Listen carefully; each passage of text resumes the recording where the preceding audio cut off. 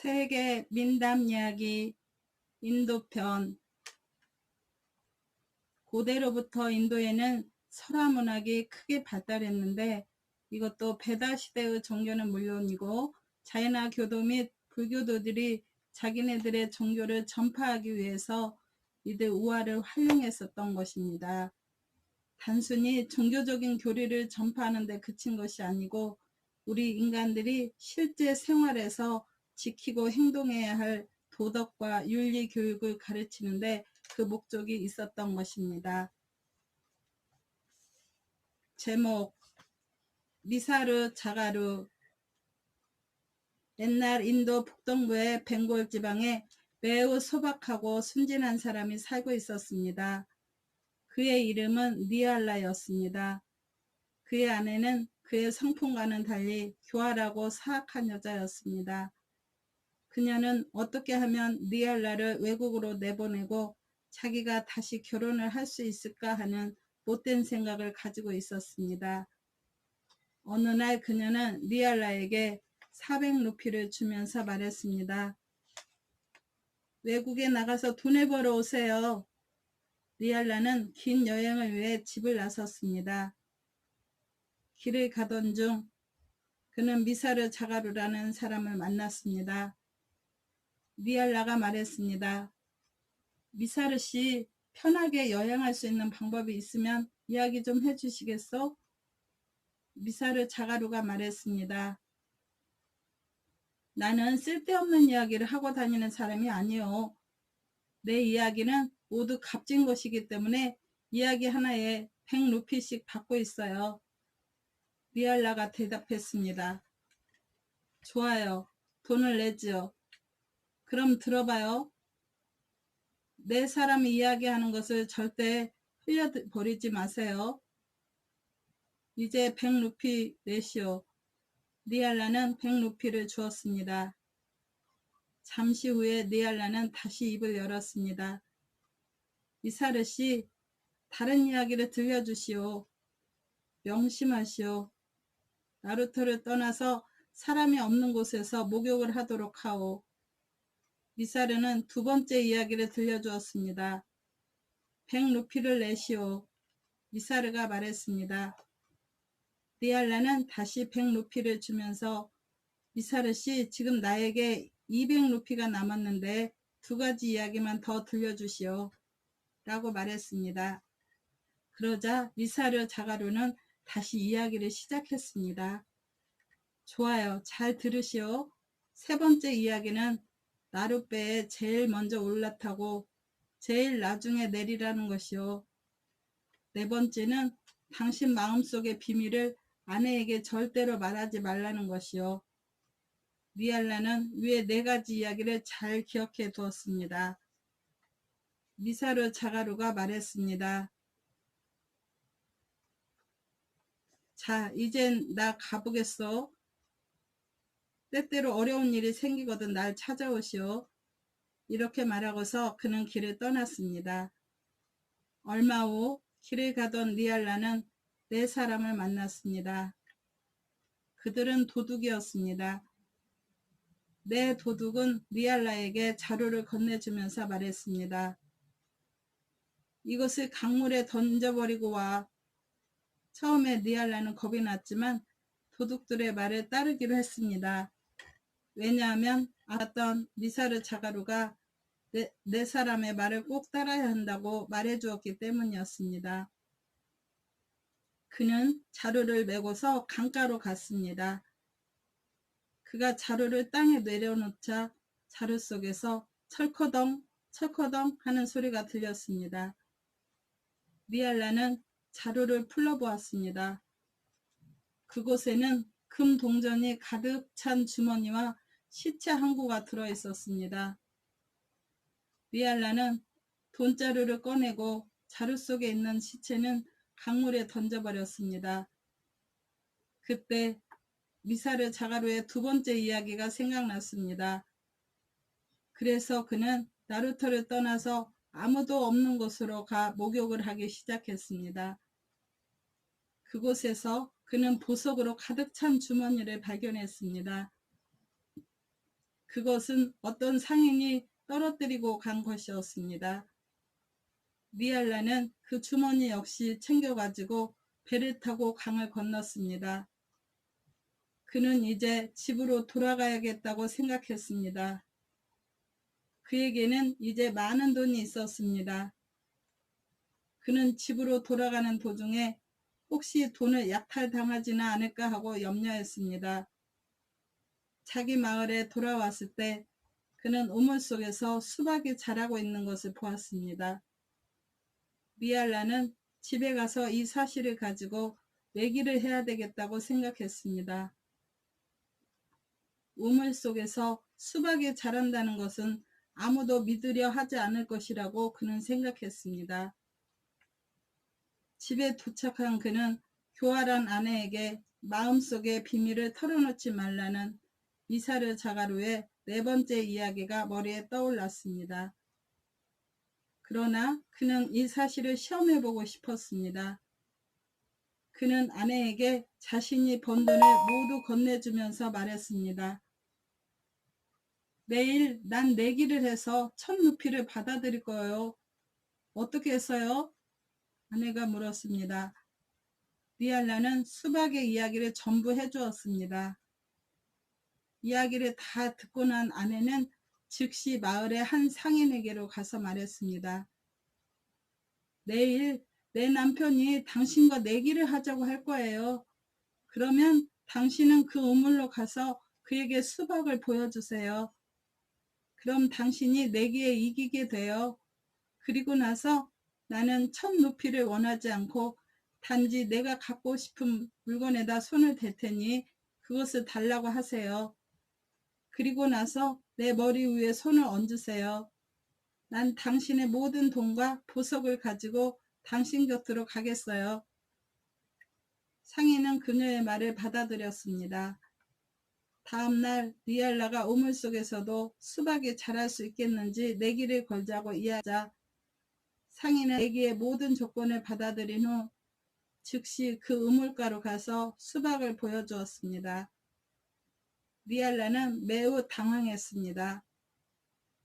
그는 이 일이 전부 자기 아내가 꾸민 일이라고 생각했습니다. 그는 상인에게 말했습니다. 난 약속을 지킬 것이요. 나에게 나흘간만 여유를 주시오. 그리고 나서 리알라는 리사르 자가루가 살고 있는 곳으로 갔습니다. 골목에서 몇몇 아이들이 놀고 있는 것을 본 리알라는 그들에게 물었습니다. 리사르 자가루의 집이 어디에 있니? 아이들이 대답했습니다. 저희들에게 어떤 대가를 주시겠어요? 그걸 먼저 말씀해 주시면 알려드리죠. 많은 사탕을 줄게. 리알라가 말했습니다. 아이들은 그에게 리사르 자가루 집을 가르쳐 주고는 사탕을 달라고 했습니다. 리알라는 아이들을 가게로 데리고 가서 1루피어치의 사탕을 사주었습니다. 그러자 아이들은 만족해하지 않았습니다. 저희들은 더 많은 사탕을 원해요. 하며 아이들은 리알라에게 달려들었습니다. 리알라는 큰 공경에 빠지게 되었습니다. 그때 리사르 자가루가 그곳에 나타났습니다. 그는 리알라를 보자 물었습니다. 리알라, 이곳에 어떻게 왔어? 리알라가 말했습니다. 당신을 만나려고 왔어요. 그런데 여기 와서 새로운 어려움에 처해 있답니다. 리알라의 얘기를 다 듣고 난 리사르 자가루는 사탕을 다시 사서 한 접시에는 매우 적게, 다른 한 접시에는 매우 많게 두 접시에 나누어 담았습니다. 그러고는 개구쟁이 아이들의 대장을 불러서 물었습니다. 너 어느 것을 택하겠니? 많은 것을 가지겠어요. 소녀는 이렇게 말하여 많은 사탕이 담겨있는 접시를 가리켰습니다. 이제 너는 많은 사탕을 얻었으니 돌아가거라. 이렇게 하여 리사르 자가루는 리알라와 소년들의 싸움을 해결해 주었습니다. 자가루의 집으로 온 리알라는 그에게 내기를 했던 이야기를 전부 들려주었습니다. 그리고는 만약 어려운 일이 생기면 이곳으로 찾아오라고 당신이 말했죠? 저를 좀 도와주시오 하고 사정했습니다. 미사르 자가루가 말했습니다. 좋아요. 그럼 내일 내가 당신과 함께 가지요.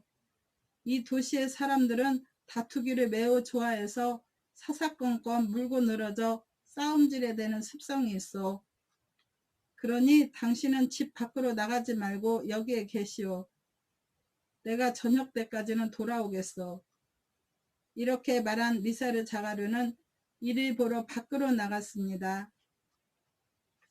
미사르 자가루를 기다리고 있던 리알라는 자기의 구두가 찢어져 있다는 것을 알았습니다. 그는 골목으로 나가서 구두 수선공에게 수선을 부탁해야겠다고 생각했습니다. 밖으로 나간 그는 수선공에게 말했습니다. 구두를 꿰매 주시오. 그러면 당신을 기쁘게 해드리겠소. 구두 수선공은 구두를 수선해 주었습니다.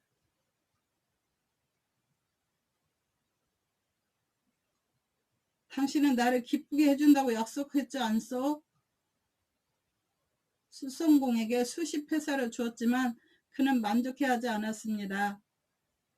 리알라는 다시 당황하게 되었습니다. 구두 수선공과 다투다가 어느덧 저녁이 되었습니다. 그때 미사르 자가루가 그곳을 지나가게 되었습니다. 리알라는 그동안 있었던 일을 그에게 들려주었습니다. 미사르 자가루가 말했습니다. 당신은 집으로 가 있어요. 내가 수선공을 기쁘게 해줄 테니까. 미사르 자가루는 북치는 사람을 불렀습니다. 당신은 구두 수선공이 집 앞에서 앉아서 크게 북을 치시오. 구두 수선공이 만족해 할 때까지 계속해서 북을 쳐요. 당신에게 대가를 지불할 테니. 북치는 사람은 구두 수선공의 집 앞으로 가서 힘껏 북을 치기 시작했습니다. 잠시 후 구두 수선공의 식구들은 북소리에 짜증이 나기 시작했습니다. 그래서 북치는 사람에게 이제 북 좀 그만 쳐요 하고 말했습니다.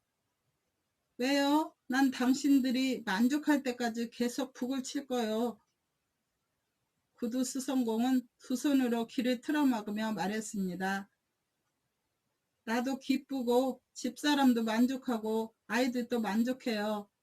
그리고 이웃 사람들도 만족해하니까 이제 제발 그만 멈추시오.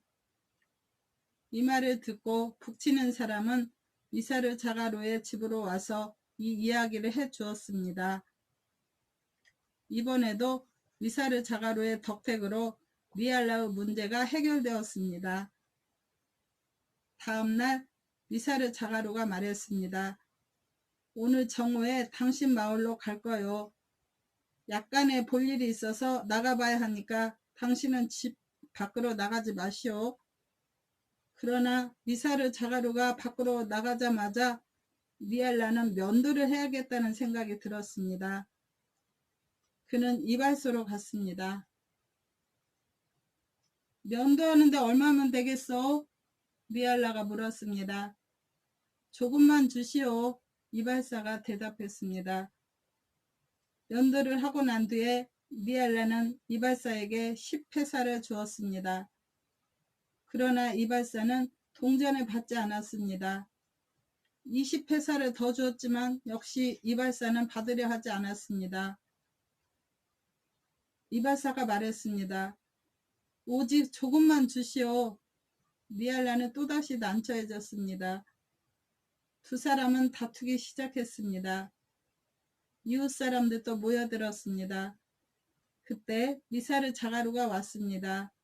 그는 한 아이에게 우유를 사오라고 하여 그 우유 속에다 작은 석탄 몇 조각을 넣어서 선반 위에 놓아두었습니다. 그리고 이발사에게 말했습니다. 당신에게 조금만 줄 테니까 우선 나의 면도부터 해주시오. 이발사는 면도를 해주었습니다. 면도를 하고 난 뒤 미사르 자가루는 이발사에게 말했습니다. 이발사, 선반에 놓여있는 우유를 가지고 와요. 이발사는 우유가 담겨있는 그릇을 가지고 왔습니다. 그는 우유 속에 검은 색깔의 물질이 들어있는 것을 보았습니다. 이발사가 말했습니다. 아니, 이 우유 속에 무엇이 조금 들어갔나 본데요. 이물질이 조금 들어갔는데 그 조금을 당신에게 주겠소. 당신은 그것을 가지고 우유는 나에게 주시오. 이 말을 들은 이발사는 매우 쑥스러워졌습니다. 그는 석탄 조각을 꺼내어 가져갔습니다. 이제 니알라는 미사르 자가루와 함께 자기 마을로 갔습니다. 한편 니알라의 아내는 매우 기뻐하고 있었습니다. 그녀는 목욕을 하고 새 옷으로 갈아입었습니다. 이제 니알라와 영원한 작별을 고한 후 집안에 있는 모든 재산을 가지고 상인에게로 가면 된다는 생각에 그녀는 마냥 즐거웠습니다. 미사르 자가루는 도착하자 니알라의 아내를 창문가에 서 있도록 하고 창문 앞에는 사다리를 가져다 놓도록 했습니다. 그런 뒤 니알라는 상인을 불러왔습니다. 미사르 자가루가 그에게 말했습니다.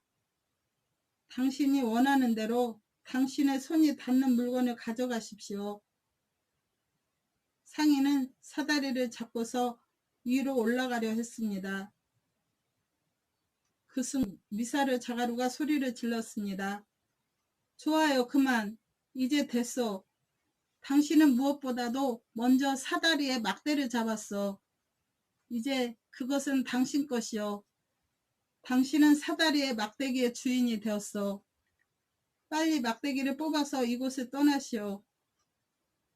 상인은 당황하고 부끄러움에 어찌할 바를 몰라 했습니다. 그는 말했습니다. 내가 무슨 마음을 품고 이렇게 되었지? 완전히 바보가 되었어. 그는 망치를 가지고 사다리의 막대기를 떼어내려고 했지만 막대기는 떨어지지 않았습니다. 상인은 완전히 지쳐버려 낙담한 채 그냥 집으로 돌아가 버렸습니다. 금발의 남편. 옛날에 한 소년이 살고 있었습니다. 그의 어머니는 일찍 세상을 떠나셨습니다. 그래서 얼마 후 계모가 들어왔고 계모는 이복 동생을 낳았습니다. 계모는 자기가 낳은 아들에게는 우유와 설탕 그리고 흰 밀가루로 만든 빵을 주었지만 소년에겐 밀기울로 만든 빵을 주고 매일 소에게 풀을 뜯기도록 산으로 보냈습니다. 가엾은 소년은 밀기울로 된 시커먼 빵을 보고 울곤 했습니다. 그런데 하루는 그 앞에 신이 나타나서 물었습니다. 왜 울고 있느냐? 소년이 대답했습니다. 어머니가 저에게 먹을 것을 주지 않으신답니다. 소년을 불쌍하고 측은하게 여긴 신은 그에게 말했습니다. 너는 검은 암소를 숭배하도록 해라. 그러면 암소가 매일 너에게 우유를 줄 것이다. 이렇게 말하고 신은 사라졌습니다. 소년은 신이 일러준 대로 매일 소에게 기도를 드렸습니다. 그리고 소는 매일 소년에게 우유를 주었습니다. 우유를 마시게 되자 소년은 이복 동생보다 더 튼튼하게 자랐습니다. 이것을 본 계모는 중얼거렸습니다. 내 아들에게는 우유와 설탕 그리고 그 녀석에게는 밀기울로 된 빵만 주었는데 어떻게 그렇게 튼튼해질 수 있을까? 이상히 여긴 계모는 자기 아들에게 소를 먹이러 가는 형을 뒤돌아가도록 일렀습니다. 아우는 어머니가 시키는 대로 이복형을 뒤따라갔습니다. 그리고 이복형이 소의 젖을 먹는 것을 보고 이 사실을 어머니에게 말했습니다. 그러자 계모가 남편에게 이렇게 말했습니다. 이 검은 암소가 팔릴 때까지 저는 아무것도 먹지 않을 거예요. 그래서 남편은 소를 팔아버렸습니다. 소녀는 다시 밀가루로 된 빵만 먹어야 했습니다. 그는 또다시 앉아서 울었습니다. 며칠이 지난 후 신이 다시 나타났습니다. 그리고 소년에게 다시 울게 된 이유를 물었습니다. 소년은 그동안 일어났던 일을 이야기하였습니다. 그러자 신이 말했습니다. 산에 호박 넝쿨이 있는데 그곳에 절을 하고 매일 호박을 한 개씩 따먹도록 해라. 소년은 시키는 대로 했습니다. 그가 호박을 하나 따서 가르니 그 속에는 맛있는 음식이 가득 차 있었습니다. 매일 그와 같은 맛있는 음식을 먹자 소년은 다시 살이 찌기 시작했습니다. 먼저 번과 같이 계모는 다시 자기 아들을 통해 이복자식이 튼튼해지는 이유를 알아냈습니다. 그녀는 남편에게 말해서 호박 넝쿨을 뽑아버리게 했습니다. 그리고 소년도 집에서 내쫓아 버렸습니다. 소년은 정글 속에서 소를 치며 소의 우유를 짜서 마셨습니다. 그리고 남은 우유는 뱀의 굴 속에 넣어두었습니다. 밤이 되면 소는 아무도 소년의 곁에 가지 못하도록 그를 보호해 주었습니다. 그런데 그가 우유를 보관해 오던 뱀굴 속에는 눈이 먼 뱀이 한 마리 살고 있었습니다. 그 속에서 매일 우유를 마신 그 뱀은 눈을 뜨게 되었습니다. 어느 날 뱀은 밤에 일어나 그 소년의 몸을 핥아주었습니다. 그러자 소년의 몸은 마치 금덩어리처럼 보이게 되었습니다. 아침이 되자 소년은 매일 해왔던 대로 강에 목욕을 하러 갔습니다. 그때 그의 머리카락 몇 개가 빠져 강물에 떠내려갔습니다. 한편 건너편 강가에서는 공주가 자기 옷을 빨고 있었습니다. 공주는 물에 떠내려오는 머리카락을 보고서 이 금발을 가진 사람과 결혼해야겠다고 결심했습니다. 그녀는 이 이야기를 왕인 아버지에게 했습니다. 왕은 금발의 소년을 찾아왔습니다. 왕은 그 소년과 딸을 결혼시키고 사위가 된 소년에게 나랏일을 넘겨주었습니다. 그리하여 소년은 이제 행복하게 살게 되었답니다. 신은 잘못을 저지르지 않는다. 폼페이 부근의 어느 마을에 무하마드라는 이름을 가진 채소 장수가 살고 있었습니다. 그는 논밭으로 직접 나가 채소를 사서 마을을 돌아다니며 팔곤 했습니다. 처음에는 자기가 살고 있는 마을 안에서만 팔았으나 그 마을은 아주 작아서 그곳으로는 수지가 맞지 않았습니다. 그래서 차츰 그는 이웃 마을까지 다니면서 채소를 팔기 시작했습니다. 그는 하루 종일 채소를 팔고 저녁 때가 되면 다시 집으로 돌아왔습니다. 이 마을 저 마을로 돌아다니게 되자 그는 많은 사람들과 상대를 하고 이야기를 나누었습니다. 언제부터인지 그는 시간이 나면 사거리로 나가 계속해서 이야기하는 버릇이 생겼습니다. 그의 재미난 이야기를 듣고 사람들은 기뻐하기도 했습니다. 그리고 무하마드가 매우 영리하다고까지 생각하게 되었습니다. 이제 그는 자신의 영리함을 과시하려는 버릇까지 생겼습니다. 그 마을에는 간파트라는 이름의 농부도 살고 있었습니다. 그는 신앙심이 매우 깊은 사람이어서 자기 집 뜰에 있는 보리수 나무 밑에 시바신 상을 만들어 놓고 정오가 되면 먼저 목욕을 하고 기도를 드리고 나서야 점심을 먹곤 했습니다. 그리고 식사 후엔 경전의 주문을 암송했습니다. 한낮의 더위가 지나면 그는 다시 일에 몰두했습니다. 여름날 밤이면 간파트는 자기 집 마루에 앉아 경전을 읽는데 그것을 듣기 위해 많은 사람들이 모여들곤 했습니다. 무하마드 역시 시바시는 믿지 않으면서도 그곳을 지나갔습니다. 간파트는 아름다운 목소리로 경전을 읽어 나갔고 예를 들어가면서 그 뜻을 설명해 줍니다. 비록 그는 국민학교 4학년까지밖에 다니지 못했지만 경전에 관한 그의 지식은 뛰어나다고 모두들 인정하며 그를 믿고 따랐습니다. 이처럼 이 조그만 마을에서 이들 두 사람은 아주 중요하고 지혜로운 사람으로 알려져 있었습니다. 장사를 하는 데 있어 어떤 어려움이 있으면 사람들은 무하마드에게 가서 조언을 구했고 종교에 관한 의문이 생기면 간파트에게 가서 상의했습니다. 그런데 무하마드는 마을 사람들이 모두 간파트의 경전 해설을 들으러 가기 때문에 함께 참석하긴 했으나 그는 간파트의 이러한 행위가 마음에 들지 않았습니다. 그는 간파트의 행동을 위선이나 사기라고 생각했습니다. 이리하여 두 사람은 만나기만 하면 서로 심한 논쟁을 벌이기 일쑤였습니다. 더욱이 이들 중 한 사람은 무신론자였고 다른 한 사람은 유신론자였습니다. 어느 날 정오였습니다. 무하마드는 채소를 가지러 간파트 집에 갔습니다.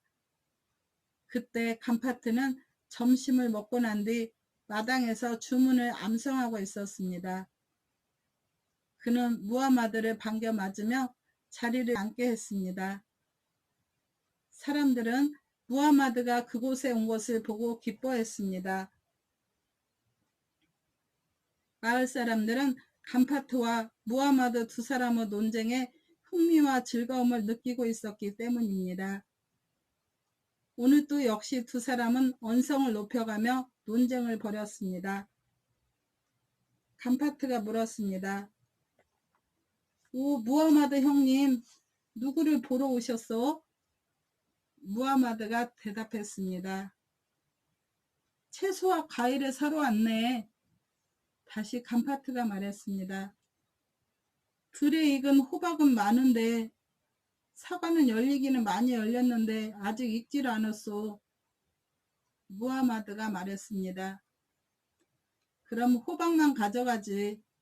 그러나 이봐 간파트, 당신의 신의 잘못이지? 그러자 간파트가 말했습니다. 오, 무하마드 형님, 그런 말을 하면 안 돼요. 이 우주를 창조하고 유지하시는 신은 잘못을 저지르지 않아요. 무하마드가 말했습니다. 이봐, 내 말을 들어보게. 이 사과나무를 보고 이 호박넝쿨을 좀 봐. 나무는 이렇게 큰데 거기에 달린 사과는 이렇게 작고, 그리고 이처럼 가는 호박넝쿨에는 이렇게 큰 호박이 달렸잖나? 이것이 바로 신이 잘못한 것이 아니고 무엇이지? 이야기해보게. 왜 말을 못하나? 간파트가 말했습니다. 보잘것없는 지식을 가진 내가 어떻게 무슨 답을 해주겠소? 신께 물어보시오. 모든 것을 다 알고 계신 신께서 대답해 주실 것이오. 그러자 무하마드는 의기양양하게 모여있는 사람들을 둘러보며 말했습니다. 이봐 간파트, 무슨 대답이 그런가? 그러면 먼저 나에게 신을 보여주게. 그러면 내가 그에게 물어볼 테니까. 간파트가 말했습니다. 신은 모든 사람들의 마음속에 존재하고 있어. 정말이요. 무하마드는 논쟁에서 자기가 승리라도 한 것처럼 껄껄 웃기 시작했습니다. 바로 그때였습니다. 사과 하나가 무하마드 머리 위로 툭 떨어졌습니다. 그리고 떨어진 사과의 충격으로 무하마드는 정신을 잃었습니다. 간파트가 그의 머리에 찬물을 끼얹자 의식을 되찾았습니다. 서서히 그는 정상으로 회복되었습니다. 간파트가 물었습니다. 좀 어때요? 무하마드가 대답했습니다. 이제 괜찮아. 오늘 자네가 없었더라면 아마 나는 죽었을 걸세. 간파트가 말했습니다. 한 가지 물어볼까요? 그럼 무엇이든지 나를 살려주었는데 형님 머리에 무엇이 떨어졌어? 사과지. 무하마드가 대답했습니다. 그러자 간파트가 다시 물었습니다. 얼마나 큰 사과였어? 무하마드가 손을 들어 주먹을 쥐어 보이며 말했습니다. 이 주먹만 하던데. 다시 간파트가 말했습니다. 만약 그 사과가 호박만큼 큰 것이었다면 어떻게 되었겠소? 두려움에 손을 내저으며 무하마드가 말했습니다. 말도 말게. 아마 그 자리에서 죽었을 거야. 그러자 간파트가 웃으며 물었습니다. 좀 생각나는 게 없어? 부끄러움에 머리를 극적이며 무하마드가 대답했습니다. 간파트, 용서해주게. 내가 신을 비난하고 욕을 해서 이런 벌을 받은 거야. 앞으로는 결코 그런 일이 없을 것에. 신은 진리이고 절대로 잘못을 저지르지 않는다는 것을 나는 오늘에야 비로소 알았다네. 태양과 비. 인도 서북부 라자스탄의 어느 마을에 가난한 한 상인이 살고 있었습니다. 그에게는 두 딸이 있었는데 큰딸은 농부에게, 둘째 딸은 도공에게 각각 시집을 보냈습니다. 몇 년이 지난 후 상인은 두 딸을 보러 갔습니다. 그는 먼저 농부와 결혼한 큰딸에게로 갔습니다. 큰 사위인 농부가 들에서 들어오자 그는 그간의 안부와 농사가 잘 되었는지에 대해 물었습니다. 농부가 말했습니다. 장인 어른도 아시다시피 워낙 가뭄이 길게 계속되어 농사가 형편없습니다. 이번 주말까지 비가 오지 않으면 우리는 모두 굶어 죽게 될 처지에 놓였습니다. 농작물은 말라 타 죽어가고 있습니다. 가난한 상인은 이번에 둘째 딸의 집으로 갔습니다. 그는 안부를 묻고 사위의 부지런함을 칭찬해 주었습니다. 그릇과 항아리를 많이 만들어 놓았구나. 이들을 모두 시장에 내다 팔면 겨울 준비는 충분히 할 수 있겠다. 도공이 말했습니다. 아직 모르겠습니다. 금주까지 햇볕이 계속 나면 질그릇과 항아리들이 잘 건조가 될 텐데요. 그런데 만약 비라도 쏟아지면 우리는 망하게 됩니다. 그가 집으로 돌아오자 그의 부인이 물었습니다. 두 딸과 사이들이 잘 지내고 있던가요? 남편이 말했습니다. 이번 주 안으로 큰딸이나 작은딸 둘 중에 한 집은 망하게 되어 있어. 들어주셔서 감사합니다. 항상 평안하시고 행복하세요. 구독과 좋아요는 저에게 격려가 됩니다.